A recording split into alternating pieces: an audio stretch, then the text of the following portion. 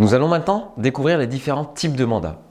Deux catégories de mandats sont disponibles, le mandat de mise en location et le mandat de gestion locative.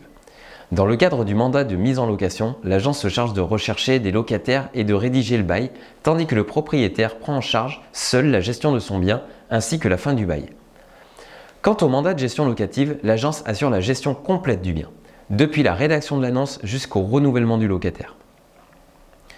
Le mandat de mise en location. Les propriétaires recourant à ce type de mandat considèrent l'agence comme des recruteurs.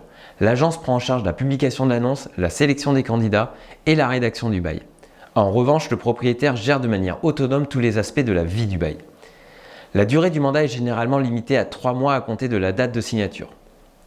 Le mandat de mise en location englobe généralement les missions suivantes: l'estimation du loyer, la rédaction et diffusion de l'annonce de location, l'organisation des visites, le tri des dossiers des locataires, la rédaction des baux de location, la gestion du dossier technique à annexer au bail et la réalisation de l'état des lieux.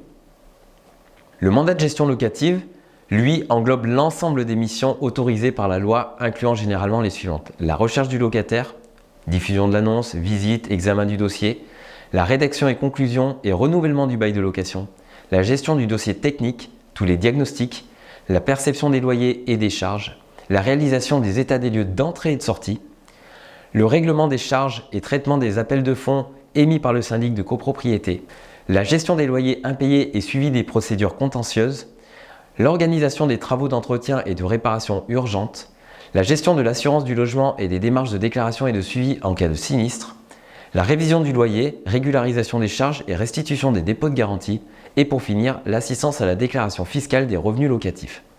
Un mandat est conclu pour une durée déterminée, souvent assortie d'une clause de tacite reconduction avec une limite maximum de 30 ans.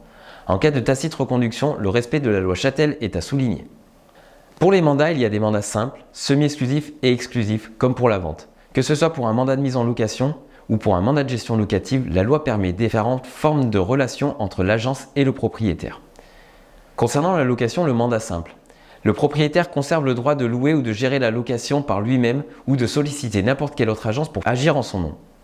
Le mandat semi-exclusif. Seule l'agence mandatée et les propriétaires ont le droit de louer ou de gérer la location.